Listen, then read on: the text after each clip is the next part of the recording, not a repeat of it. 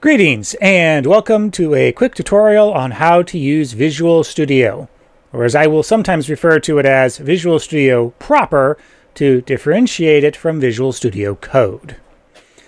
As always, for key applications like this that you might be accessing frequently, I would recommend having a desktop shortcut so that way you have an easy way of launching it.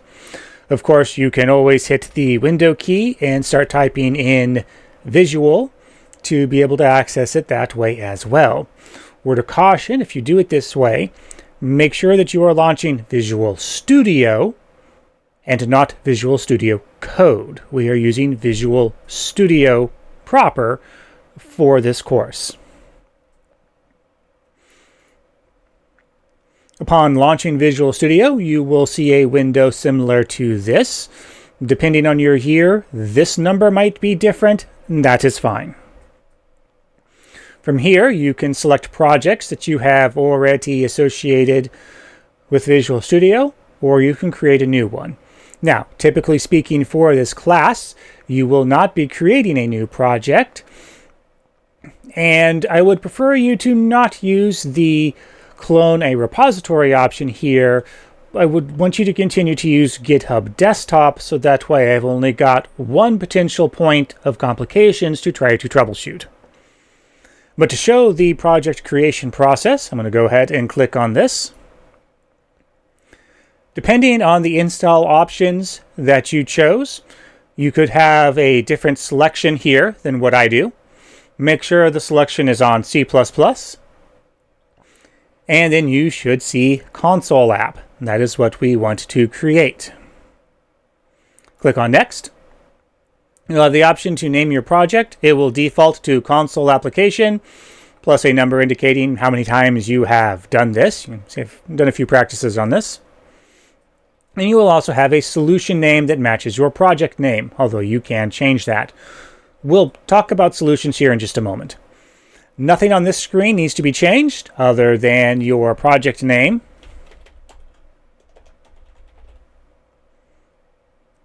And then click on Create.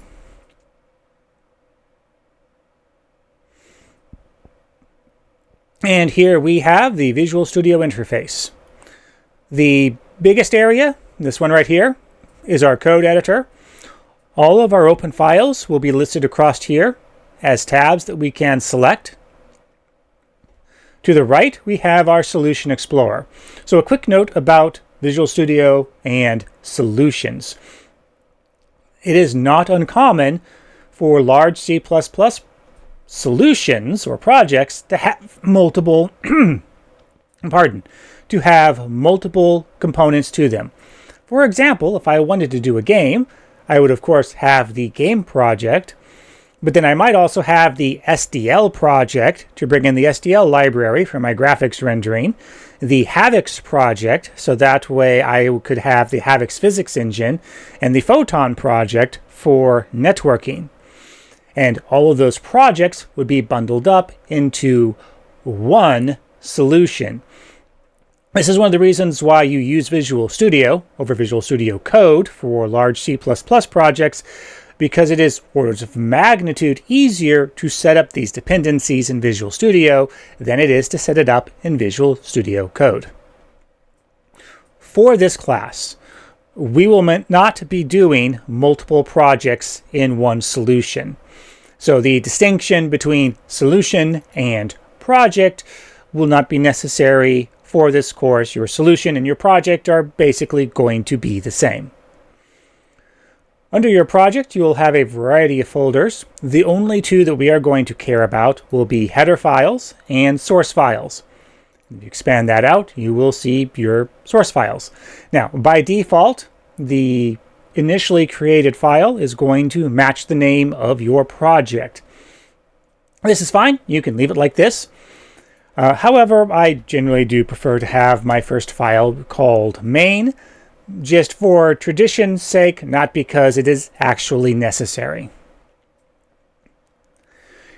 The file name in C++ is utterly independent from the code it contains, so this file can pretty much be called anything you want. Down here on the bottom area, we have an output window.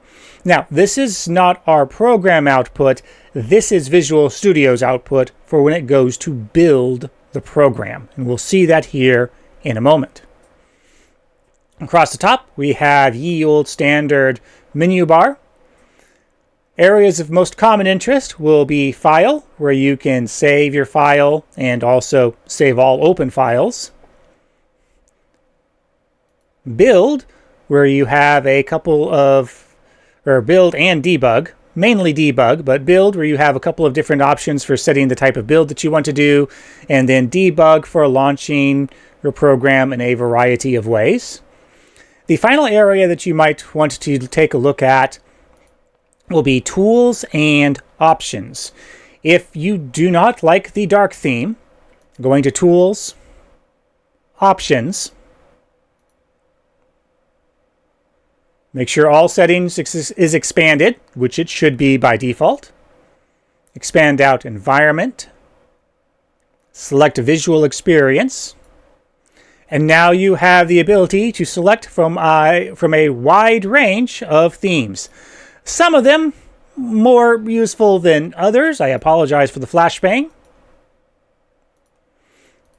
But there are quite a few options there for you to choose from. And when you want to close out the option window, there's a little X button on the tab, which also works for closing out open files.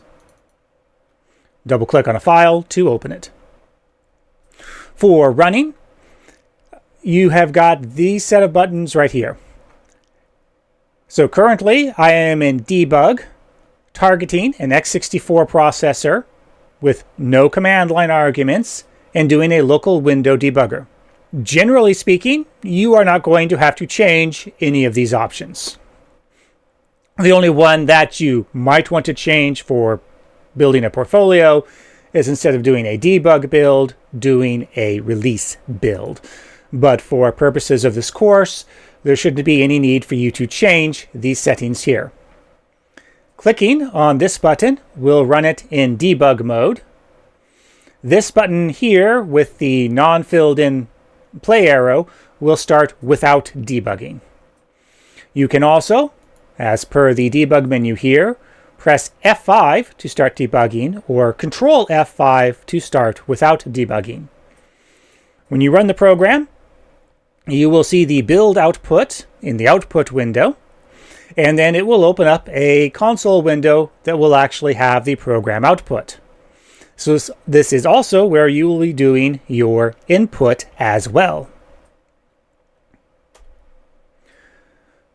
For debugging, if you left click on this left hand little bar here, you will set a breakpoint.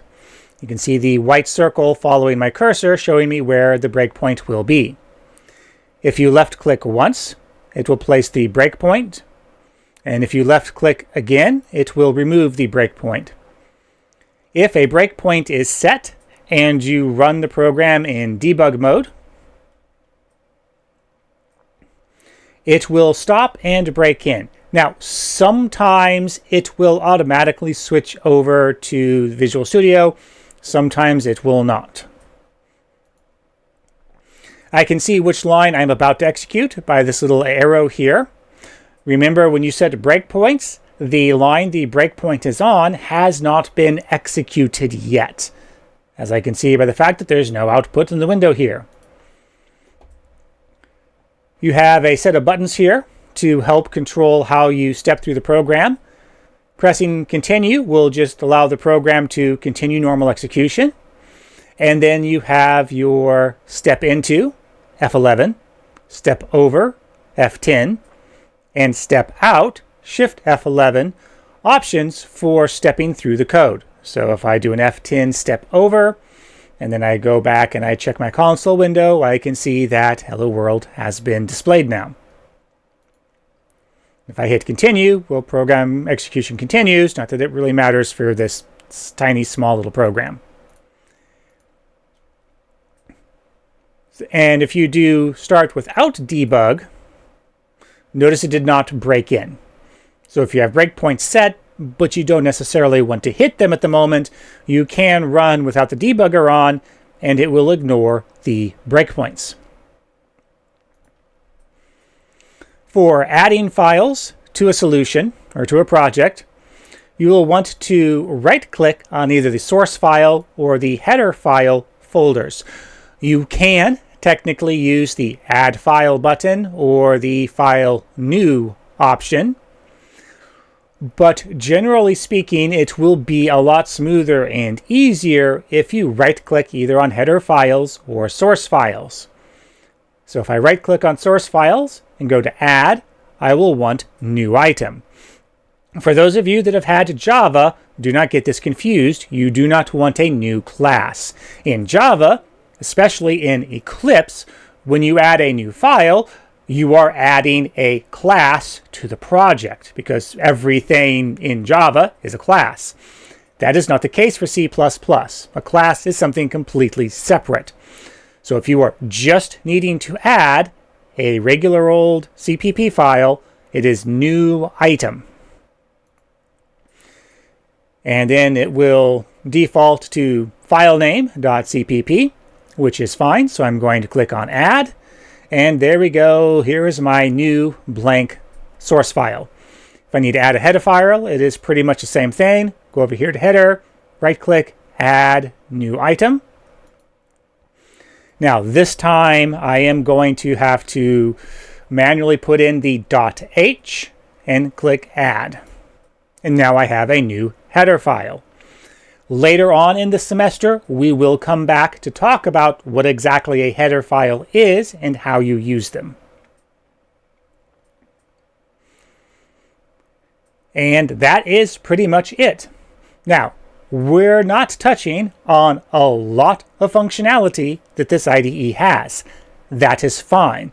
You are never expected to know everything about the IDE that you are using. You just need to know it well enough to do your job. The exception to this is if you are the lead programmer, in which case, yes, you need to know more about the IDE, but you got a good 10-15 years before you're going to be faced with that problem, so you have plenty of time to learn the IDE. And that concludes this tutorial. I'll catch you on the next one.